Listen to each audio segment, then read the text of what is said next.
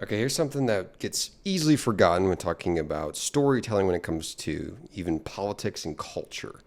So, like the archetype of the morally righteous hero battling like kind of like a morally depraved villain is a distinctly modern invention. So, like in the older myths and folk tales, people acted out of, hunger, pride, boredom, divine whim, bad advice, not really for what was right, but for what was there in the moment. Morality wasn't like kind of the engine of the story. The context of the moment was. So the more clear-cut moral binary that still kind of dominates modern storytelling currently, like the good versus bad, light versus dark, virtue versus vice, blah blah blah.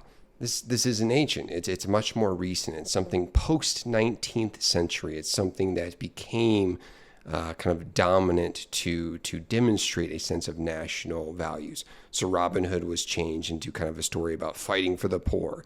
Sleeping Beauty was not about a story of freedom.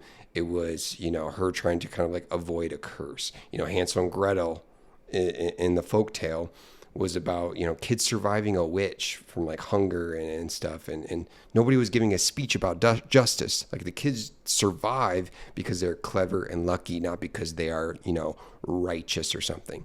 So justice is not a concept in many of these stories. Now, these stories have been kind of retrofitted to fit our current moment. And I'm not saying this is bad. Like the old folktale stories were about action, taking in the moment and acting, and not always kind of placing that action in some grand scale ideology. So I suppose like this is kind of my point where it's like maybe we've allowed ourselves to use storytelling as a means to kind of make some grand proclamation about morality or the meaning of the world and all this stuff. And in the process, we hyperfixate on kind of imagining a perfect world, perfect system, perfect belief that inevitably leads to, us demonizing people. So maybe we don't need stories to always tell us what to think before we act, but instead we should be reminded by stories to